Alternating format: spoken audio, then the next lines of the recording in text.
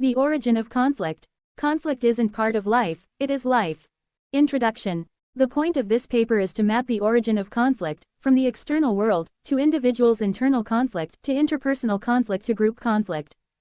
It is a poetic way of thinking about it, but I think it stands. I haven't found anyone mapping this explicitly the way I have. Most likely I'm just ignorant of their existing work, but this will help me think through the concept myself and help anyone in my immediate circle. I will try to incorporate pre-existing works from cognitive behavior therapy, evolutionary biology, social contract theory, and works from people like Sigmund Freud, Arthur Schopenhauer, and religions like Buddhism and Christianity. In this paper I will not try to give any solution to conflict on any level. My goal is to give you and myself a deeper understanding of reality, not just giving ourselves facts to forget, but to reshape the way we perceive the world around us because of this deeper understanding, something knowing facts can't do. I will try to add as much examples and list of important things. That said, I have not been formally taught on any social sciences, so I have no authority to teach you, and this paper will be heavily generalized because I don't have the depth of understanding to produce something that encapsulates every idea or event that has and will exist. I will try to spot my assumptions and explain them and why we won't be using others, but this is easier said than done, and to admit this paper is an ambitious goal for me. I don't think I will be able to fulfill anything I have said. To understand this topic better, to be honest, I will have to introduce perception and learning theories which I feel unable of teaching. This paper will most likely be an incoherent, jumbled up mash of ideas, concepts and thoughts. Before we start, I want to define some terms, clarify some ideas and concepts. Definitions. 1. Conscious, unconscious and ego. I will not be fully talking about these concepts the way Freud and Jung have. We will be using these terms to refer to more modern ideas of these concepts. Consciousness can be described as first-person subjective experience. Consciousness is awareness. And to be unconscious is to be unaware. As described by Heather A. Berlin in Delving Within, The New Science of the Unconscious, October 26, 2016. Alternatively, conscious mind, the rational, deliberate part of our psyche, aware of goals and social roles. Unconscious mind, the domain of habits, biases, and authentic desires that operate below conscious awareness. Ego, a psychological shield that mediates between the conscious and unconscious, protecting us from discomfort. 2. A great tragedy is something that is unavoidable, it is something that is necessary in the process of that thing. Desires must come from a lack, this can't be escaped, or for an organism to survive it must consume other organisms. 3. Motivation. It is important that we understand motivation, cause if we aren't motivated we would do nothing, so there would be no conflict on any level. Motivation can be described as an incentive or reason for doing something. You feel cold, you look for warmth, you're hungry, you get food. But more on motivation later. 4. Conflict can be understood as a struggle, disagreement, or opposition between two or more forces, whether individuals, groups, or within oneself. It arises when incompatible goals, desires, values, or actions clash, leading to tension or friction. Conflict can take many forms, including emotional, physical, verbal, or ideological. Types of conflict. Internal conflict, conflict within oneself. Interpersonal conflict, conflict between individuals. Group conflict, conflict between family, groups, communities, or nations. The reason why conflict has negative effect on us is because it causes emotional and physical stress, which damages our body, which damages our mind. To understand my argument going forward, you will need to understand a little bit of psychology. I will be using references to guide us through this part of the paper. Frank J. Bruno, Psychology, a Self-Teaching Guide. Exactly. Chapter 1. Psychology. Perception. Why do things look the way they do? Sensation is the raw data of experience. Perception, on the other hand, is the organization and the meaning we give to primitive information. It can be said with some degree of confidence that we use sensory information to create a psychological world. There is a distinction between the geographical world and the psychological world.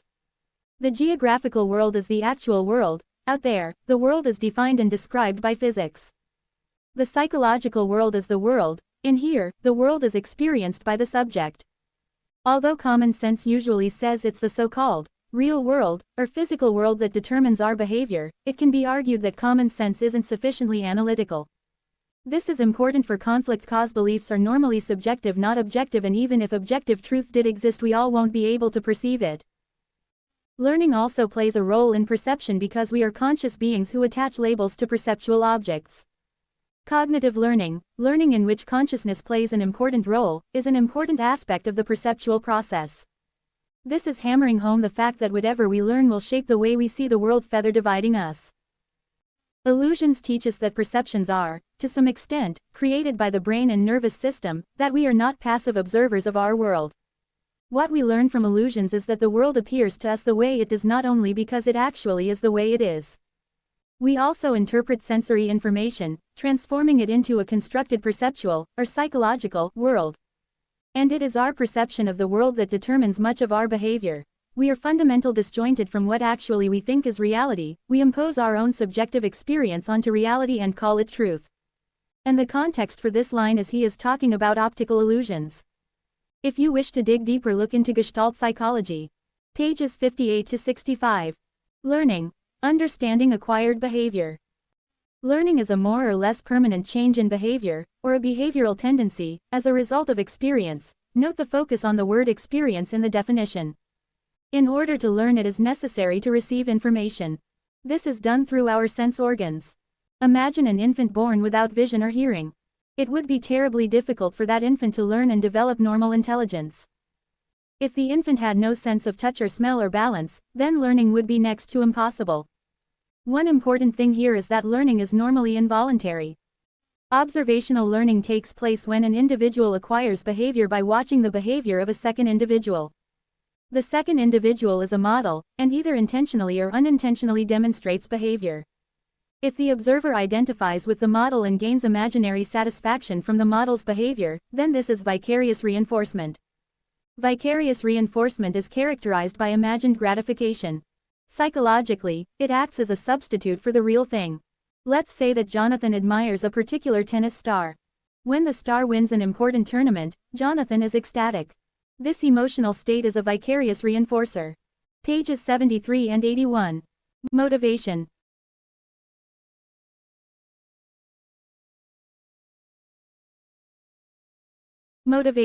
Motivation. Motivation can be described as an incentive or reason for doing something. It can be argued that the root cause of all behavior can be traced to a group of biological drives. Biological drives are inborn drives, and their principal feature is that they impel us to attend to our tissue needs, to maintain ourselves as organisms. For example, if your temperature level is such that you feel cold, you might be motivated to put a coat on. Most of the drives direct us toward a stimulus.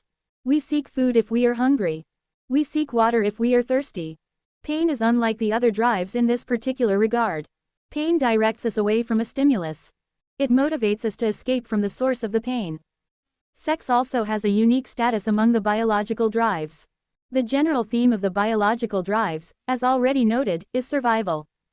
Usually we think of this as the survival of the individual. However, in the case of sex, survival is generalized beyond the individual. The long-run purpose of sex is to assure the survival of the species. An important physiological process associated with the biological drives is homeostasis. Homeostasis is a physiological process characterized by a tendency for biological drives to maintain themselves at optimal levels of arousal. General drives. General drives, like biological drives, are inborn. Unlike biological drives, they do not appear to operate on the principle of homeostasis. Three general drives of particular interest are the curiosity drive, the activity drive, and the affectional drive. The curiosity drive urges us to seek novel stimulation, to look for new experiences.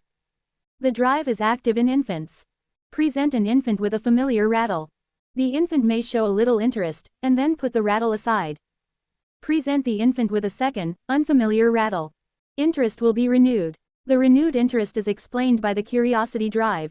The different color or the different shape of the novel rattle elicits attention. The curiosity drive is activated by change of stimulation. The need for stimulation is a profound one. A second general drive to be identified is the activity drive, one that urges us to make motor movements even when our biological drives are satisfied. If an adult is forced to sit and wait for a long time in a physician's office, it is likely that the individual will cross and uncross his or her legs, get up and walk around, step outside for a few minutes, and so forth. The movement is an end in itself. A third general drive to be identified is the affectional drive, the need for the kind of emotional nurturance that helps to sustain a sense of well-being and an optimistic attitude toward life. Acquired motives. Acquired motives are motives in which learning plays a large role. This does not mean that acquired motives do not have underpinnings in biological and general drives.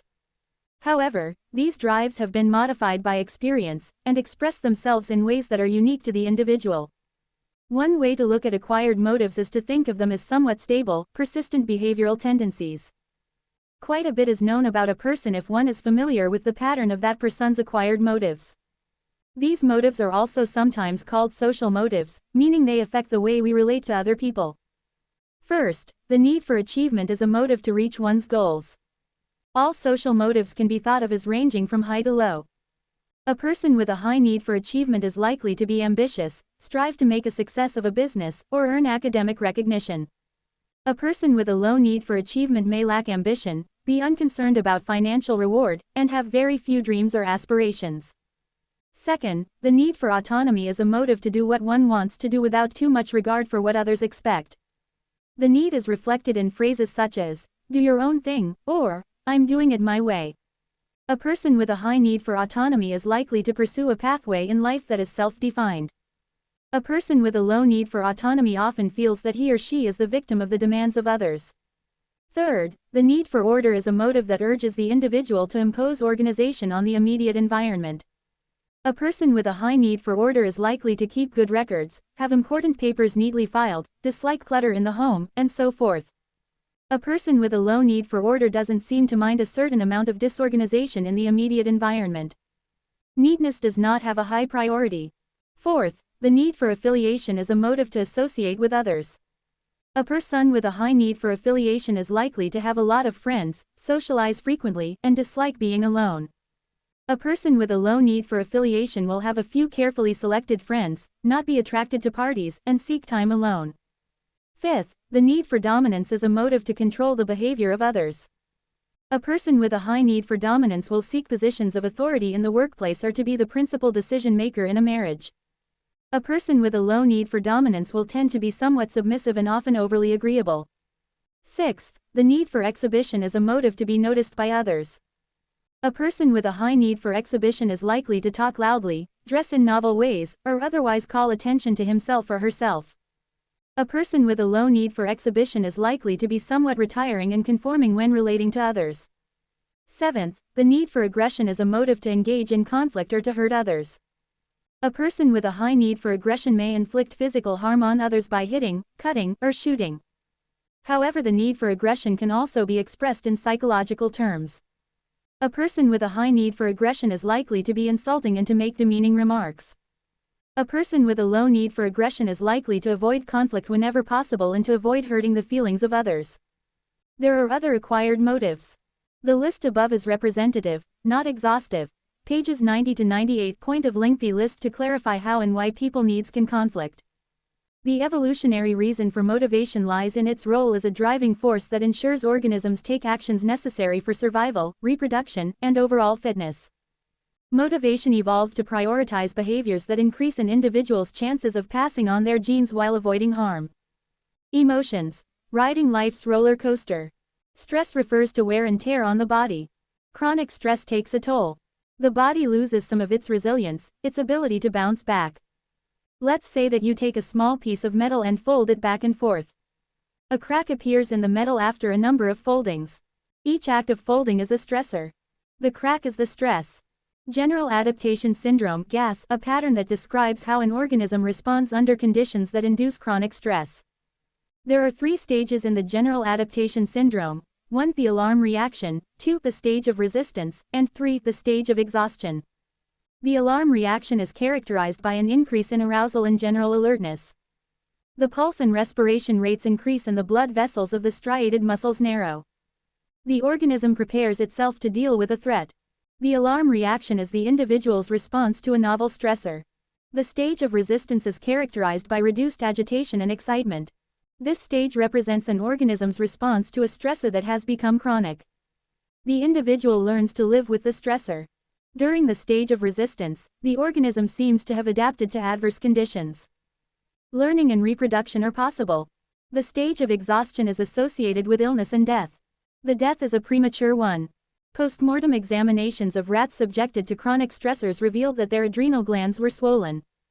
They had adapted at great physiological cost. During the stage of resistance, the adrenal glands had pumped out excessive amounts of their hormones and had overtaxed themselves. Demonstrates the negative effect of stress. Pages 112 to 114. Erikson's theory of psychosocial development, from trust to integrity. Psychosocial development refers to the characteristic ways in which the individual learns to respond to other people.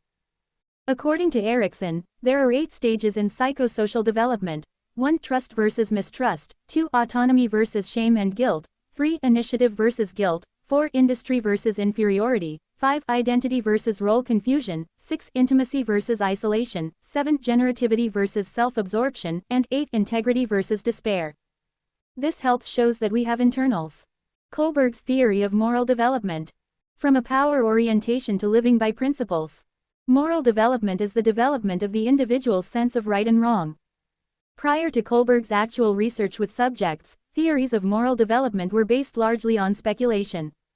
The philosophers Plato and Immanuel Kant believed that the moral sense is inborn, that it is a given of the human mind. On the other hand, the philosophers Aristotle and John Locke assumed that moral development requires learning and experience. Kohlberg's approach tends to favor the learning hypothesis. Human beings acquire a moral sense by learning to think clearly, by the example of role models, and by social reinforcement. The premoral level is associated with early childhood, from about 2 to 7 years old. The theme of this level is power orientation, meaning that to a child thinking at this level, might makes right. The parents are seen as right, because they are bigger and stronger than the child. 5-year-old Kenneth is considering whether or not he should steal a $1 bill from his mother's purse.